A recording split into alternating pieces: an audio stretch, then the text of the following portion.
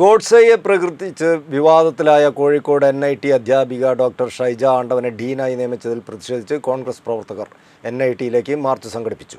DCC president advocate K. Praveenkumar march ഉദ്ഘാടനം ചെയ്തു. കഴിഞ്ഞ ദിവസം NITയിലേക്ക് മാർച്ച് നടത്തിയ KSU പ്രവർത്തകരെ മർദ്ദിച്ച പോലീസ് നടപടിയിൽ പ്രതിഷേധം അറിയിച്ച അദ്ദേഹം ഷൈജ ആണ്ടവന്റെ നിയമനം പിൻവലിക്കുന്നതുവരെ ശക്തമായ സമരവുമായി മുൻപോട്ട് പോകുമെന്നും പറഞ്ഞു.